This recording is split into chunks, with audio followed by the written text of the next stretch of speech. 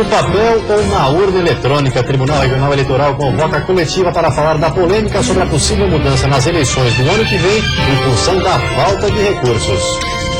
Barulho no Legislativo. Professores da rede estadual de ensino lotam a Assembleia para protestar contra medidas do governo. De olho no meio ambiente, como estão os rios do sul do estado atingidos por rejeitos de carvão que vazaram da barragem de uma mineradora. E ainda momentos distintos, enquanto Avaí e Figueirense vivem a expectativa para saber se ficam ou não na Série A do Campeonato Brasileiro, a Chapecoense faz planos para 2016.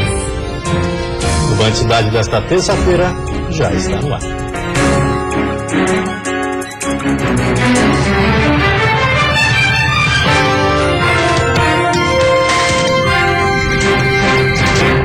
Olá, boa noite. Olá, boa noite. A movimentação hoje começou cedo na Assembleia Legislativa de Santa Catarina. Manifestantes lotaram a casa para protestar contra medidas do governo.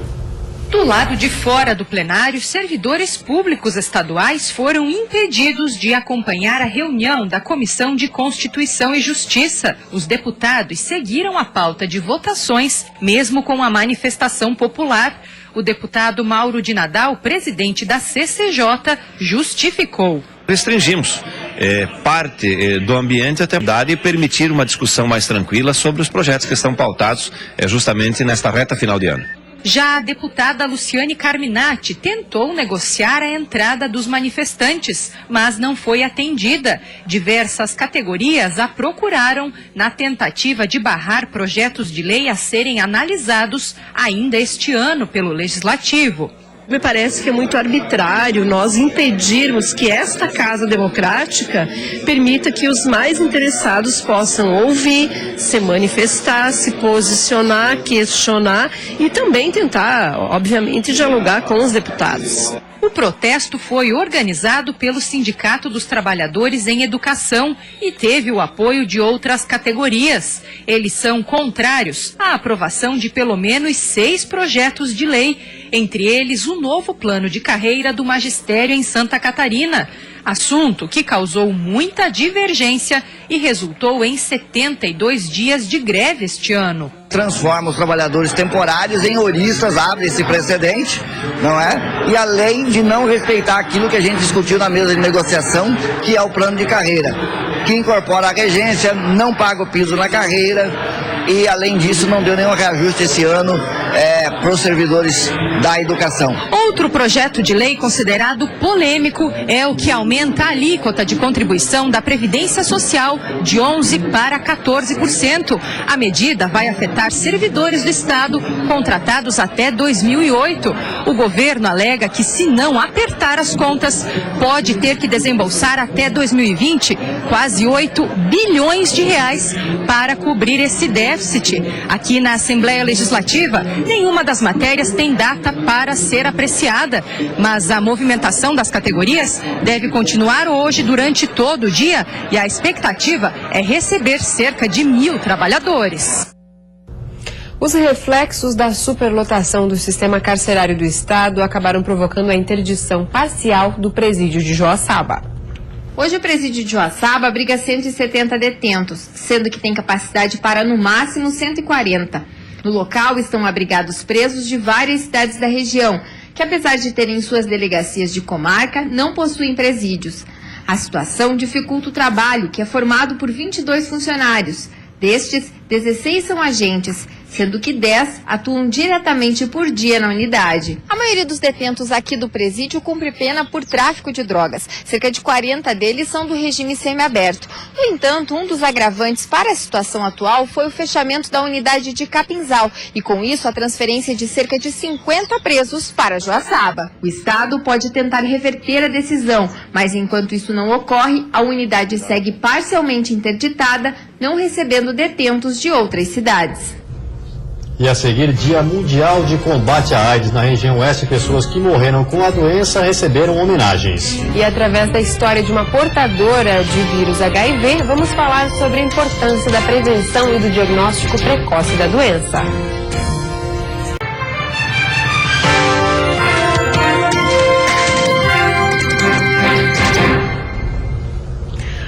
Hoje é o Dia Mundial de Combate à AIDS. Para marcar a data, em Chapecó, o Grupo de Apoio e Prevenção à AIDS lembrou das 298 pessoas que já morreram por causa da doença na região nos últimos 10 anos. Cada lápide representa uma vítima que morreu em decorrência da AIDS. Nos últimos 10 anos, na região oeste do estado, aconteceram 298 óbitos, 100 somente no município de Chapecó. Queremos chamar a atenção da população para o quê? Para os 3 tipos de mortes que a gente estamos trabalhando nesse momento, que é a morte social, a morte afetiva e a morte física. Como evitar esse tipo de transtorno? É a pessoa se preocupando com o autocuidado, fazendo o diagnóstico precoce, que nós acreditamos que dessa forma que a gente vai conseguir possibilitar que as pessoas tenham uma qualidade de vida melhor. Estudantes do curso de Artes Visuais da UNO Chapecó fizeram uma caminhada, acenderam velas e jogaram pétalas de flores entre as lápides. E aí na hora a gente pensou em representar nessa instalação lápides com alguns nomes aleatórios, né? Até para preservar o nome das pessoas que já faleceram com o vírus. Então, eles nos passaram um número, que até então foram 298 mortos, desde 1984, e aí dessa maneira a gente consegue fazer com que as pessoas percebam a quantidade real de pessoas que já vieram a falecer em função do vírus. Franciele trabalha como psicóloga no Grupo de Apoio e Prevenção à AIDS. Ela acredita que ainda falta muita conscientização das pessoas, e homens e mulheres ignoram o uso do preservativo, e são poucos os que se preocupam em realizar com frequência o exame que detecta o vírus HIV. Hoje o principal desafio é a prevenção, né, para que todas as pessoas se cuidem, né, e se conscientizem da importância de se cuidar e cuidar o outro também. A alusão às vítimas que morreram por causa da AIDS chamou a atenção das pessoas que passavam pela Avenida Getúlio Vargas. Eli parou para conversar com os profissionais que estavam realizando o trabalho de conscientização. E isso é preocupante, porque as pessoas não se cuidam e os casos estão surgindo a cada dia, né? Se tem mais casos, então nós temos que trabalhar bastante na prevenção. O GAPA de Chapecó trabalha há 25 anos a favor dos direitos, respeito e da liberdade do ser humano que tem AIDS. Todos os meses desenvolve campanhas estimulando a prevenção e o autocuidado da população. Enquanto mais cedo o diagnóstico for realizado, mais cedo essa pessoa tem um acompanhamento e melhora a sua qualidade de vida. E para alertar sobre a importância da prevenção e do diagnóstico precoce da AIDS, a repórter Eduarda Domenech conversou com uma mulher que há 10 anos é portadora do vírus HIV e que hoje faz um trabalho de conscientização. Atualmente o HIV está presente em todos os setores da sociedade e é o vírus responsável pela AIDS. Hoje nossa equipe veio até essa praça de Lages para conversar com uma pessoa soropositivo. Ela vai nos contar como que é viver com essa doença e também os desafios enfrentados hoje por ela. Tudo bem, Edilamar? Tudo bem. Tudo bem? Essa é a Edilamar, ela tem 55 anos e há 11 anos vive com a AIDS. Edilamar, eu gostaria que você falasse então um pouquinho pra gente como foi que você descobriu que estava com AIDS. Bom, eu descobri através de uma pneumonia que eu tive, né? E os medicamentos não faziam efeito contra a doença, então foi feito o teste e eu me descobri uma cidadã soropositiva. Isso é há 11 anos? Isso foi há 11 anos. Né? E a gente, depois dessa etapa, né, do descobrimento, que é uma etapa muito difícil na vida da gente, porque você perde o chão, você perde totalmente, como diz o outro, até a vontade de viver, né? Mas como eu tenho uma família muito unida, que me deu muita força, e eu consegui superar os obstáculos, né? E estou aqui para contar a minha história, né? E assim, Edilamar, como que é hoje viver com essa doença? Quais são os desafios que vocês, soropositivos, encontram? Bom, o desafio que a gente encontra, a gente tem uma boa adesão ao tratamento, a gente não pode pegar muito frio, a gente não pode pegar chuva, nem sol demais, sabe? O ritmo de vida da gente muda um pouco, sim. né? As pessoas, elas ainda têm esse tabu ou não? A sociedade já está aceitando isso muito bem? Não, acho que a sociedade não aceita as pessoas soropositivas, e as pessoas soropositivas têm também um preconceito com relação à doença, sabe? Acho que a hora que você se assume, que você coloca a tua cara tapa para bater, para mudar essa sociedade de preconceito, né? Eu acho que a gente deveria fazer isso, né? Hoje, inclusive, a Edilomar, ela até luta pela causa, né, Edilomar? Sim, eu luto pela causa, eu sou presidente do Grupo Raízes, é somente de componentes vivendo, pessoas vivendo, a gente faz um trabalho de apoio à família dessas pessoas com relação às informações, o que é ser soropositivo, o que é AIDS, para você conseguir se proteger contra o vírus da hepatite, da AIDS, da sífilis, somente com sexo seguro, que é o sexo com camisinha. E depois do intervalo tem futebol, história de sucesso. Diretoria da Chapecoense faz homenagem para pessoas que ajudaram na trajetória do clube. Avaí e Figueirense em compasso de espera para a última e decisiva rodada. O jogo do Alvinegro com o Fluminense já tem polêmica no ar.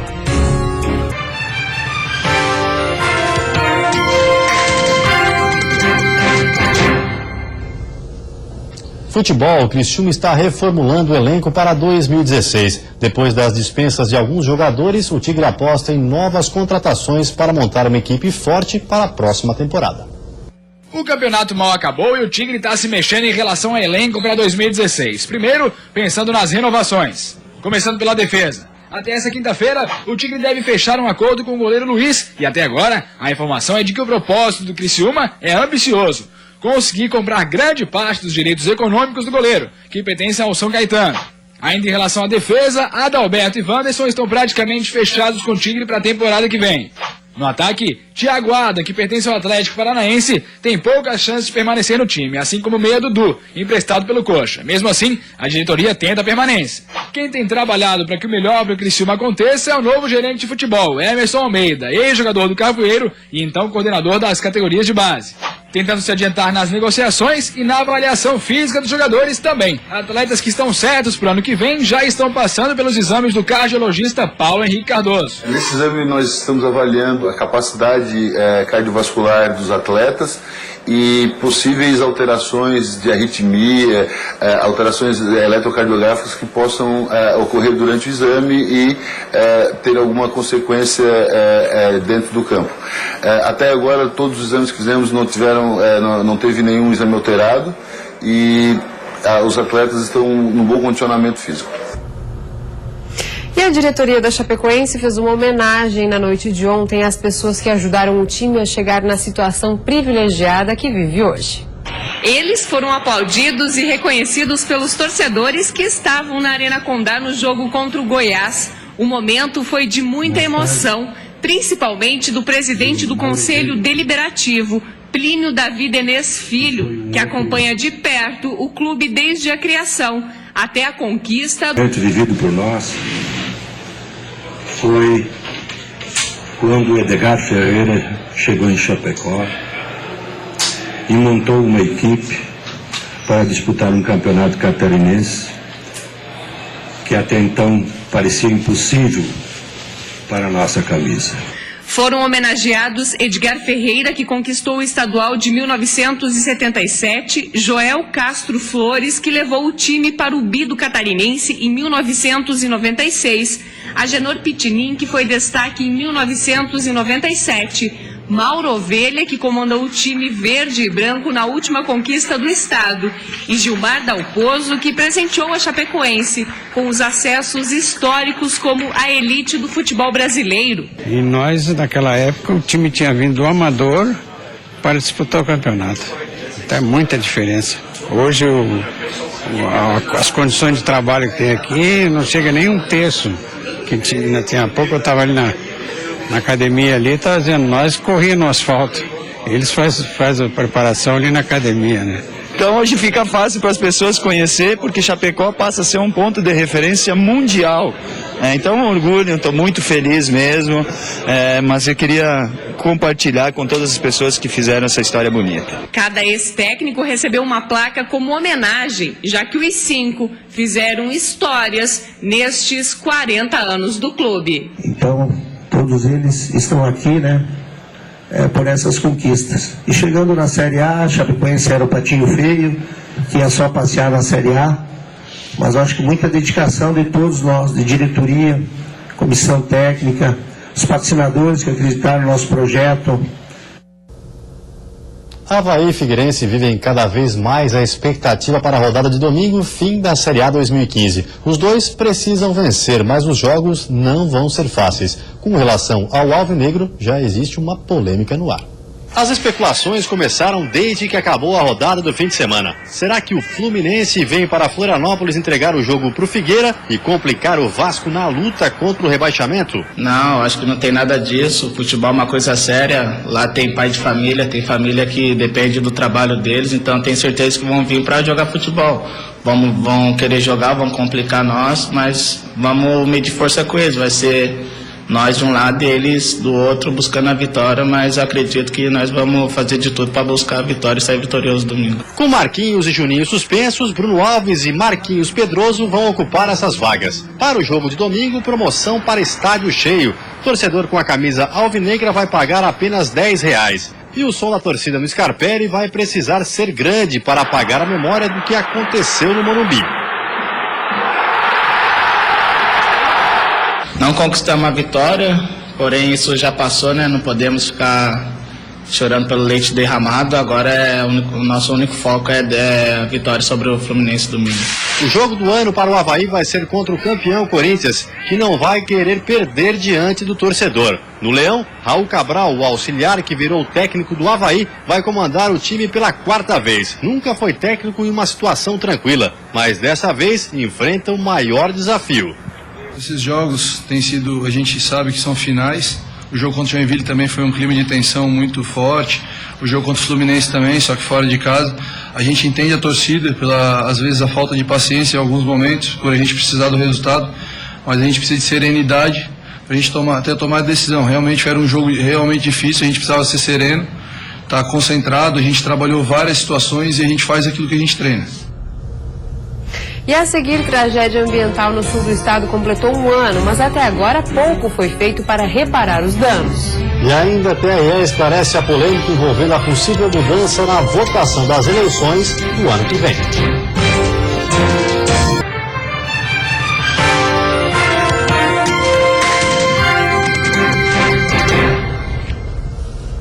A fissura em uma barragem de rejeitos de carvão no sul do estado, que resultou em uma tragédia ambiental, completou 1 ano. Há pouco mais de 1 ano, este era o cenário no rio Rocinha, em Lauro Miller. Funcionários tentavam retirar o material, que vazou através de uma fissura em uma barragem da mina Bonito 1, da Carbonífera Catarinense. Na época, uma mancha negra de rejeitos se espalhou por rios da região.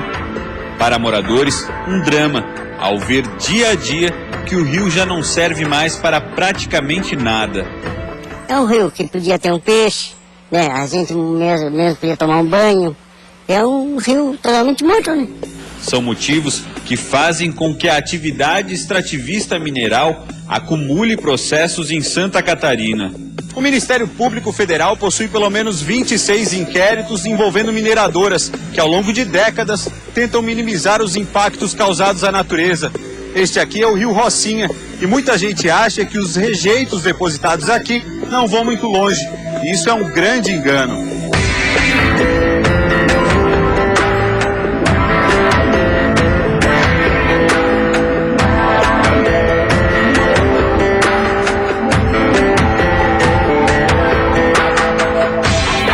Esta é a cidade de Lauro Miller.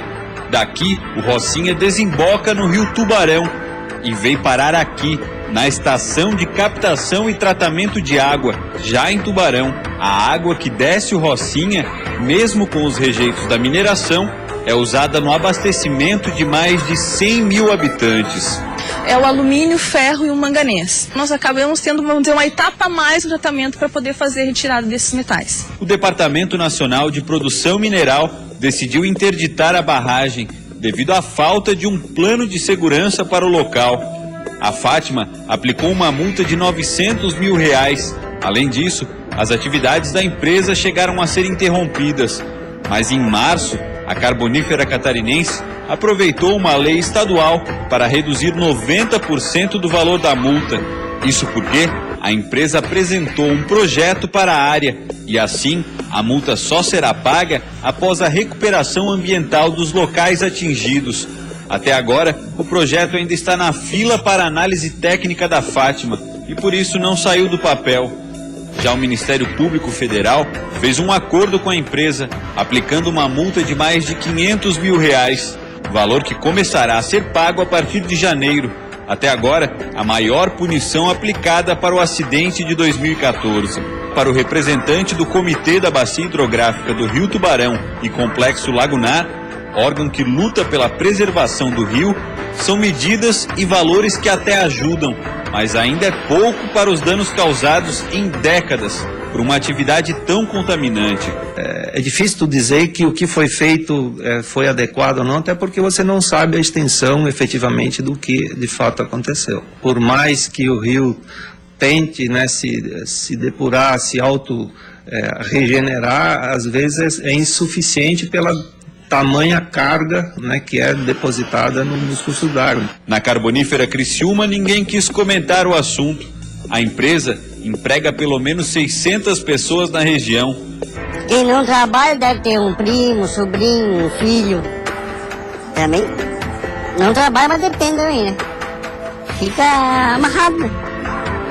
É uma cidade que só tem mineração, não tem outro serviço que possa suportar todos que trabalham numa mina.